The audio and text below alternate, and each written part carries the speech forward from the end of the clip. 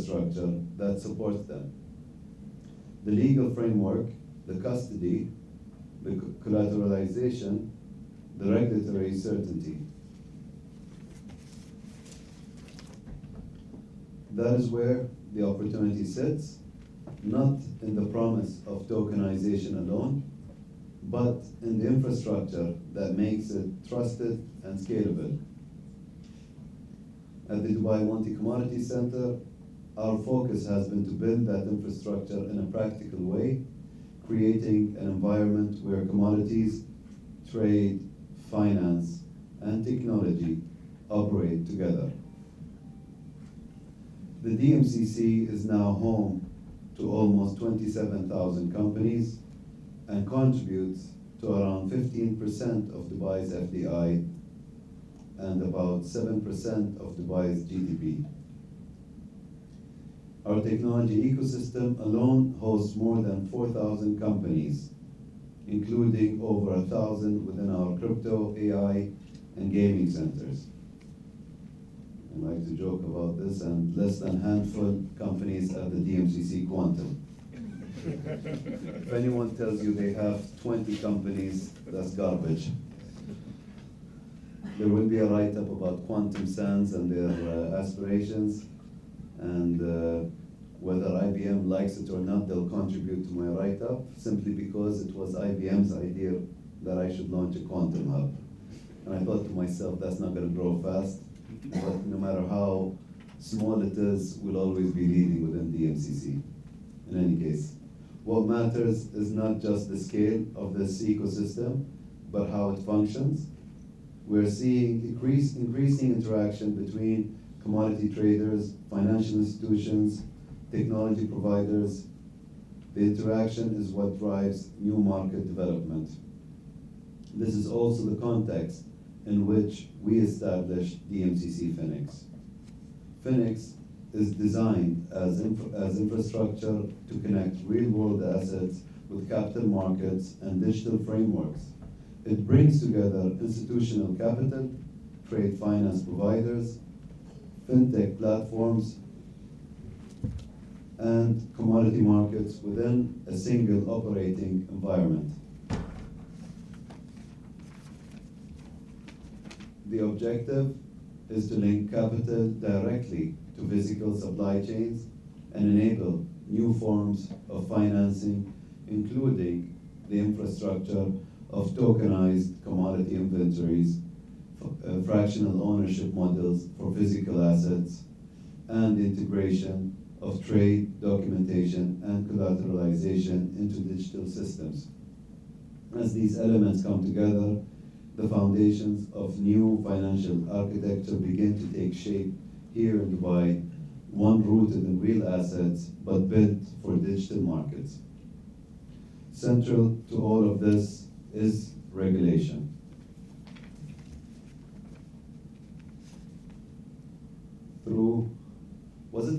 Were we the first to partner with you?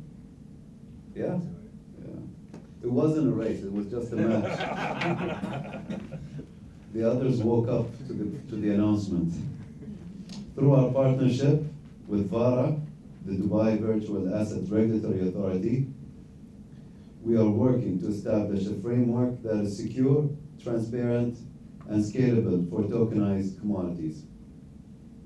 Together, we're developing pilot projects to assess how commodities such as gold and diamonds can be tokenized and traded using blockchain infrastructure, testing the legal structures while addressing investor protection and compliance requirements.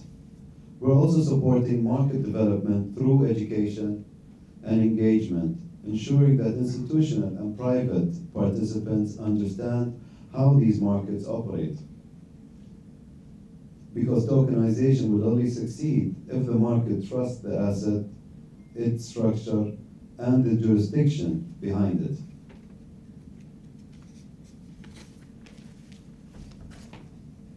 We are already applying this in practice. During the Dubai Precious Metals Conference last November, DMCC unveiled the world's largest silver bar, weighing 1,971 kilos, You might ask why the odd number. That's the year of the unification of the UAE. It took us longer time to chip it down from 2,000 kilos to 1,971 kilos. So I was informed about that later. And officially recognized by the Guinness World Records. And I'm hoping VARA recognizes it as a tokenized element since, yeah? Okay.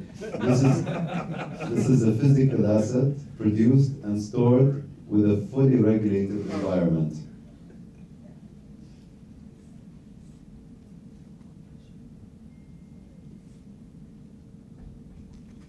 Gentlemen, in my speech you don't mention TokenVest. TokenVest, the startup, they're not here. I saw one of their consultants and I asked them if he would join us. He's like, no, I'm busy in a meeting. Anyways, but it's TokenVest, a startup in DMCC, is looking to tokenize the silver bar. StoneX, one of the biggest names, pulled out, felt it's not a big project. They missed out. But it's not too late for them to play catch up.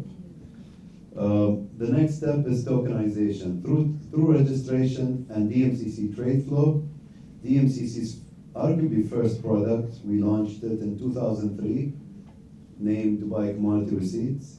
But as you can see, it has diversified and grew from there. The bar will be tokenized via a VARA-regulated platform, enabling fractional ownership under a structured and compliant framework. This brings together refining, custody, digital issuance, and regulatory oversight into a single process. It is a concrete demonstration of how physical assets can be digitized without sacrificing the security and legal certainty that global markets require. This forms part of a broader and deliberate strategy. DMCC is building a platform that connects commodities, trade, technology, and finance into a single operating model, and we continue to expand it through new ecosystems. The DMCC Maritime Center brings together more than 150 maritime companies, connecting shipping with finance, insurance, legal services, and digital infrastructure. Some of you may not know much about the maritime world, but after March 1st, you're all experts, I understand. The objective is not only to support the movement of goods, but to capture more of the value generated around the movement. The DMCC Cacao Center announced last week, I don't think it was last week, guys, it was a few weeks ago, but anyways, applies the same model to agri-commodities, integrating sourcing, processing, logistics, and trade finance into one platform, and positioning Dubai within the $26.2 billion global cacao trade. For those of you who've been to our tea and coffee center and are wondering if there will be a warehouse with amazing smelling cacao and all that, yes, it looks likely. This is not my print, and my colleagues would not like me to share it with you, but it will be two facilities. One somewhere in Dubai, likely in a custom bonded free zone. It will include cacao liquor, cacao roasting. I'm not sure about the other activities, but I do know it will start hand in hand with the Culinary Institute, and the other one is likely going to be in Savannah, Georgia. So we're going strong with this, and we're not satisfied with only Ghana and Cote d'Ivoire. I am in touch with Ecuador, Brazil, and others. So we will be busy with the cacao industry. And I don't see us getting in trouble because I see a lot of chocolate and cacao addicts every day. And through our structured intellectual property support framework within Phoenix, we are responding to the growing importance of intangible assets, giving companies access to patent, trademark, and licensing support, alongside IP valuation and structuring services, and linking intellectual capital to financial markets in the same way we do with physical commodities.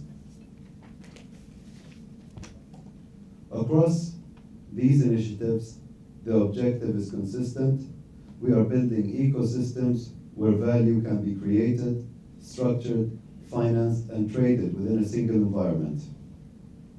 The markets that will define the next decade are those that bring these elements together in a practical and scalable way. At DMCC, we have built the infrastructure, the regulatory alignment, and the ecosystem to do exactly that, and we're now building it at scale.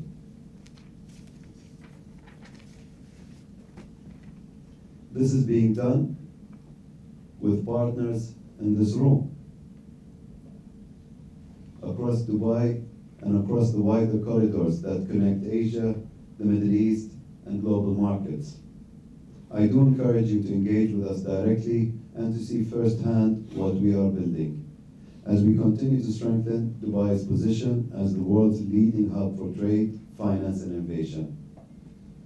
I do wish you all a productive and successful summit.